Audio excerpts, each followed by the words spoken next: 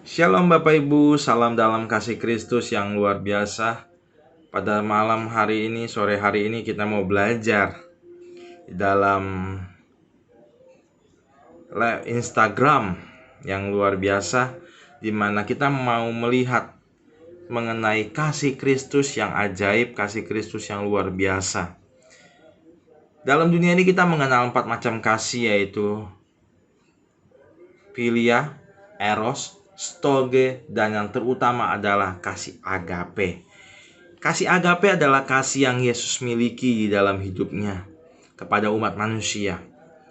Kasih agape adalah kasih yang kalau bisa saya katakan adalah kasih sekalipun atau kasih meskipun kita jahat kepada dia, dia tetap baik.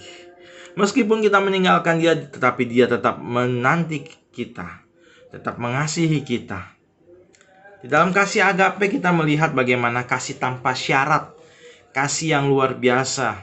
Makanya tadi saya katakan kasih agape adalah kasih sekalipun atau meskipun. Meskipun kita berbuat yang tidak baik, dia tetap baik, dia tetap mengasihi kita. Meskipun kita mungkin meninggalkan dia, namun dia tetap menantikan kita untuk pulang. Seperti halnya di dalam perumpamaan anak yang hilang Bapak Ibu, di mana seorang bapak yang menantikan anaknya untuk pulang kembali ke rumah bapaknya, ke posisi awal di mana dia sudah berdosa, dikembalikan kepada posisi atau jabatan atau portion yang benar, yang sesungguhnya, di mana dia adalah seorang anak, sekalipun sudah berdosa Bapak Ibu. Melalui kasih agape ini dia nyatakan Bapak Ibu, beberapa hari yang lalu kita merayakan Jumat Agung. Beberapa hari yang lalu kita merayakan Paskah.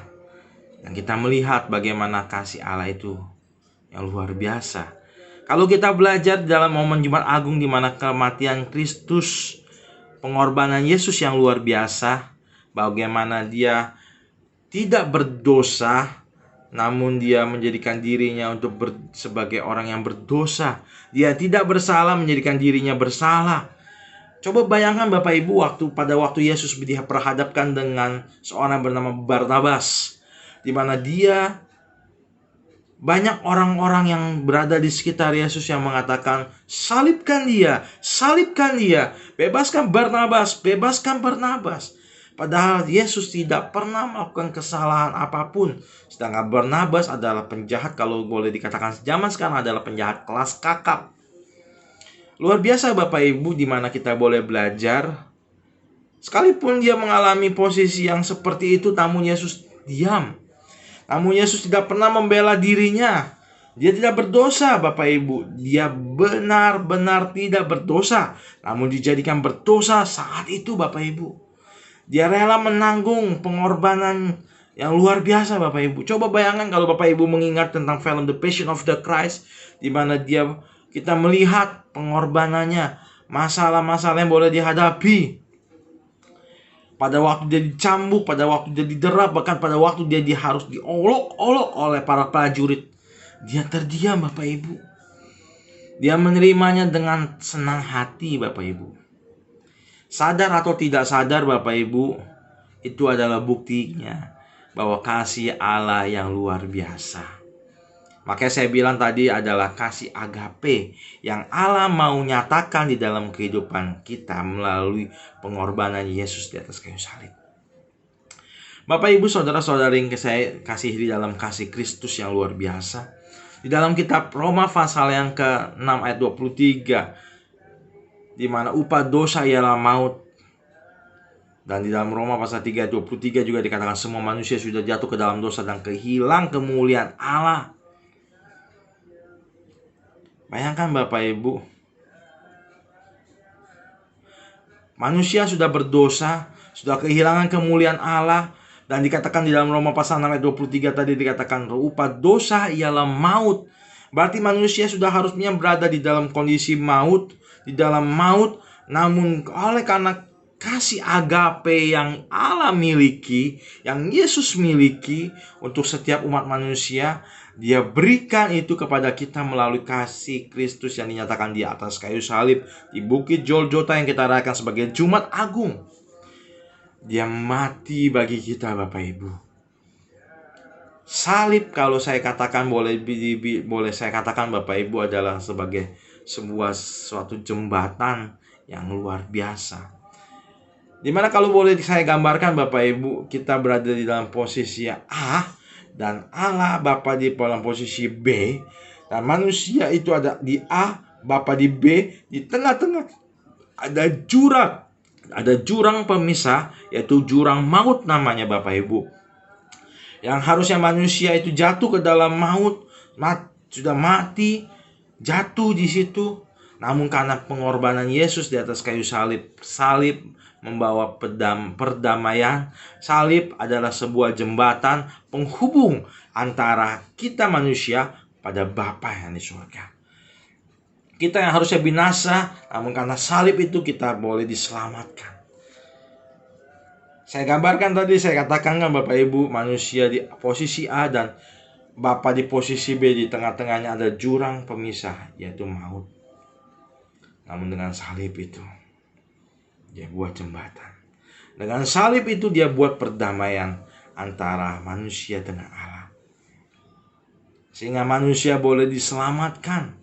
Manusia boleh memiliki mengalami keselamatan yang luar biasa. Boleh mengalami hidup yang kekal. Dia tidak binasa lagi Bapak Ibu, tapi mengalami pembaharuan, mengalami rekonsiliasi, mengalami perdamaian antara kita dengan Bapa. Kita boleh memanggil dia Ayah, Aba, ya Bapa. Dengan kematian Yesus itu Bapak Ibu. Luar biasa ya Bapak Ibu ya. Melalui kematiannya membawa satu makna yang sangat dalam. Mungkin kalau kita melihat, seringkali kita tidak menyadari. Kita hanya merayakan Jumat Agung sebagai suatu rutinitas. Oh, hari ini hari Jumat Agung, kita pergi ke gereja. Hari ini hari Jumat Agung, kita nonton film The Passion of the Christ. Tapi sadar tidak Bapak Ibu, melalui Jumat Agung itu kita harusnya mengintrospeksi diri kita. Bagaimana kita yang berdosa boleh mengalami penebusan, boleh menerima kasih yang luar biasa itu. Kita yang tidak layak sebagai menyebut nama dia Bapa, tapi dengan Jumat Agung itu, dengan kematian Yesus itu, dengan pengorbanan Yesus itu, kita boleh memanggil dia ya Aba, ya Bapa. Luar biasa Bapak Ibu. Kita seringkali tidak tahu apa yang terjadi di dalam Jumat Agung. Filosofi kata salib itu Bapak Ibu, kalau saya katakan, salib itu berada dalam vertikal dan horizontal. Perdamaian antara umat manusia dan manusia dengan Allah. Melalui salib kita boleh belajar sesuatu hal yang luar biasa. Biarlah kita boleh mengerti dengan jelas pengorbanan Yesus itu atas kayu salib. Dia tebus dosa kita. Dia berikan keselamatan bagi kita. Dua hal ini Bapak Ibu yang luar biasa. Dia tebus dosa kita dan dia berikan keselamatan. Dia berdamaikan kita dengan Bapa. Ajaib ya Bapak Ibu ya. Namun seringkali kita lupa makna salib itu. Namun seringkali kita lupa akan Jumat Agung itu. Kita merayakan Jumat Agung sebagai rutinitas seperti saya katakan tadi.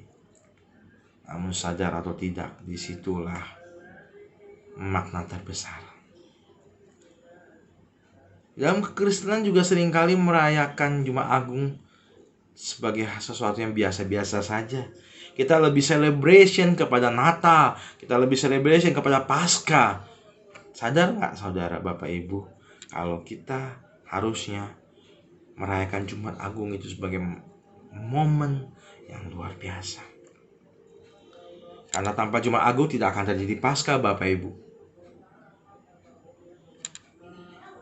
Melalui Jumat Agung kita boleh belajar kasihnya dinyatakan. Melalui Jumat Agung kita belajar kasihnya dinyatakan. Berulang kali saya terus mengulangi itu, Bapak Ibu. Jumat Agung adalah momen di mana kita mengenang kasih Kristus, kasih agape yang luar biasa itu bagi umat manusia. Kita mau belajar, Bapak Ibu, biar Jumat Agung itu boleh bermakna luar biasa bagi kita, Bapak Ibu. Akhir kata, Bapak Ibu, saya mau mengatakan bagi kita semua,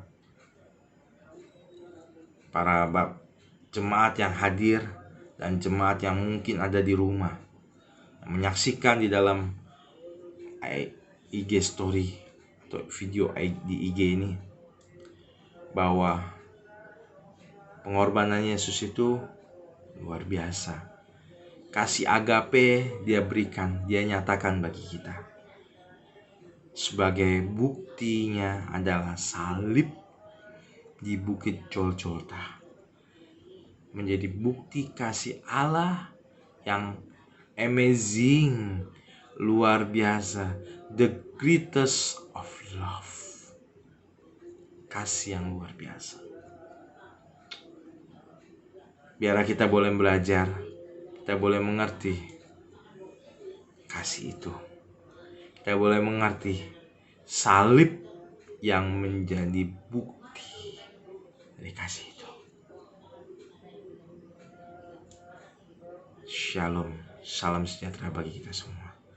Haleluya, amin.